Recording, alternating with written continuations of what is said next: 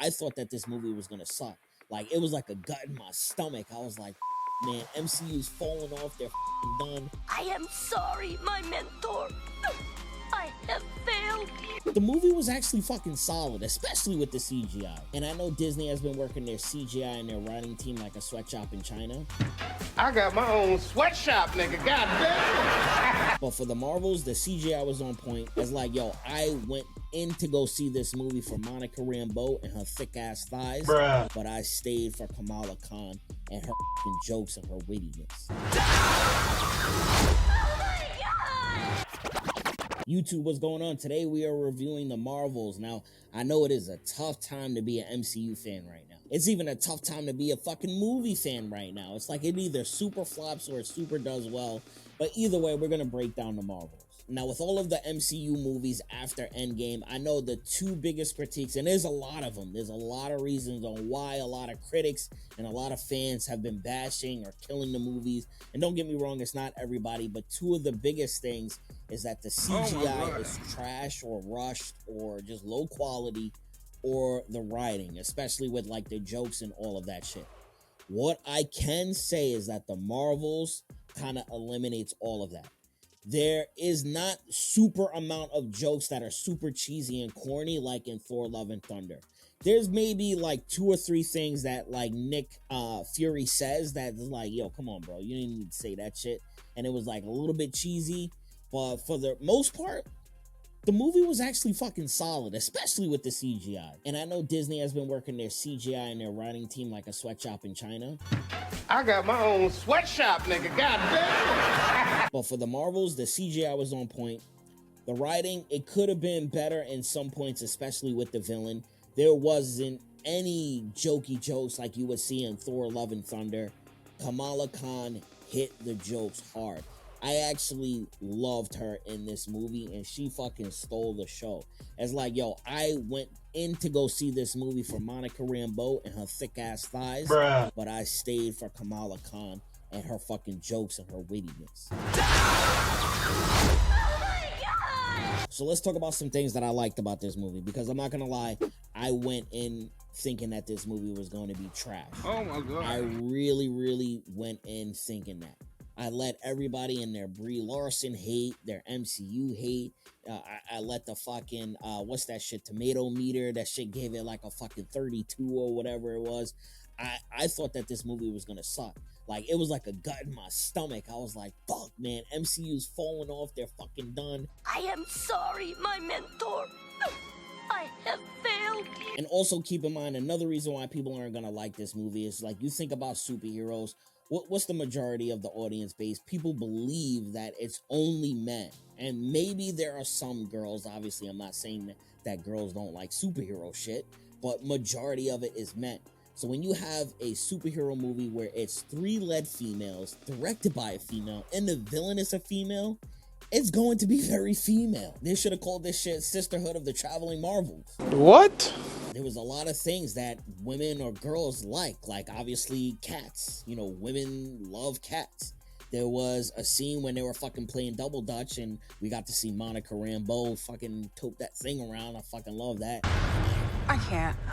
Can you? I got it. There was a fucking planet where it was a fucking musical, and the only way that they could fucking communicate is through singing and fucking dancing, and they were all like fucking Disney princesses and princes. Like, that's some shit that only a fucking woman can write. What? So I could see a lot of MCU Marvel superhero fanboys kind of bashing the movie just from that aspect. So if you go into this movie just knowing that and say, all right, cool, let me put my bias aside and let me just watch this movie for what it is. It's not going to be a Captain America fucking Winter Soldier. It's not going to be a Guardians of the Galaxy 3. No, this is going to be the Marvel. And I'm going to still be ride or die, but like, this was the first movie that I went in thinking that it was going to be trash, and I actually enjoyed it a lot. I thought the character swapping when they used their powers was fucking A1. I thought that was very fucking creative. That's not something that you can now use in another movie, but I thought for this instance, I thought it was super dope. In the beginning, they were swapping places and they were fighting different battles in different areas. and they had no idea what the fuck was going on. They had no idea how to fight like this. But then you see like a montage of them kind of working together and training a little bit and figuring out like how to swap with each other and fight at the same time. And then you actually get to see them fight in a real battle. I thought all of that shit was super dope. Next thing that I fucking loved was Kamala Khan. I did not think I was gonna come in here saying that Miss Marvel was my favorite thing about this movie, but it was. Again, I thought it was gonna be Monica Rambeau and her fucking thick ass thighs and hips, but it wasn't. It's fucking Kamala Khan and her wittiness, her fucking eagerness to be a fucking superhero and part of the team and part of the Avengers, and also meet Captain Marvel, who is obviously her idol. But she was really fucking cool. One of the things that I didn't like about the movie, but I'm letting it slide, is the villain. I'm more wax saying that a superhero movie is only as great as its villain. If you guys didn't know, that's actually fucking low-key's wife in real life. I think the coolest thing about her was the fucking grills that she looked like she got from Johnny Dang over in Houston. But what I didn't like is the fucking power scaling and the motive. Like, I can understand that the Kree is upset with Captain Marvel for basically destroying their supercomputer and fucking up their environment, and their sun and their planet is basically like gone to shit. But the movie almost seemed like it was Captain Marvel versus this one Kree, as opposed to Captain Marvel and the Marvels versus the Kree in general. Like, yeah, this chick had her army, but they were kind of just like weak ass henchmen. Like, they were fucking throwing them around super easy, and it was mainly this villain versus the Marvels. And it's like, yo, we seen Captain Marvel almost wash Thanos like by herself. Like, obviously he had the Power Stone and he gave her an eye jammy, but without the Power Stone, like, she was about to wash Thanos, and Thanos is one of the most powerful warriors and conquerors like throughout the whole fucking universe. So you mean to tell me that not only Captain Marvel, but Monica Rambeau and Miss Marvel were struggling with this one Kree? Like, you know, come on. So really, when I sit down and think about it, that's like the only gripe that I have about the movie. Everything else was actually pretty fucking solid. I'm definitely putting this movie above Ant-Man Quantumania and Multiverse of Madness. I thought it was pretty solid. Maybe I'll put it like next to Multiverse of Madness because I fucking like Scarlet Witch. So spoilers if you're watching this and you really want to go see the movie. So now this mid-credit scene, this is probably the greatest mid-credit scene that I have personally been excited for since I saw Thanos in the first Avengers movie. Monica Rambeau obviously left off with being in another dimension, and they couldn't basically rescue her because she had to close the hole. And she's in like a medical room laying down on a bed. And she sees Maria Rambeau next to her, and she's like, yo, mom, like, oh shit, like, I haven't seen you in a long time. And then Maria's like, yo, mom, like, I don't know who the fuck you are. So then obviously you remember that she's in a different dimension.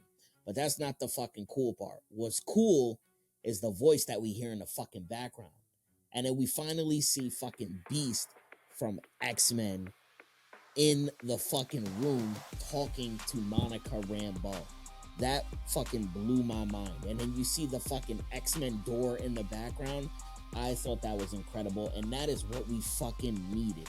That is what we needed to fucking revitalize, especially myself, for MCU, because obviously we begin project after project, and there hasn't been anything that has been like leading us to a direct path to see where the future is going to take us. But I know one thing is for sure: we have been waiting for the X-Men to be introduced into the MCU properly and officially. I know we saw Professor X in Multiverse of Madness, but seeing Beast just fucking confirms it.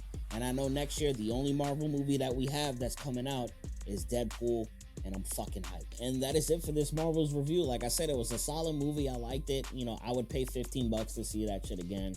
But make sure you guys like this video. That shit really helps me.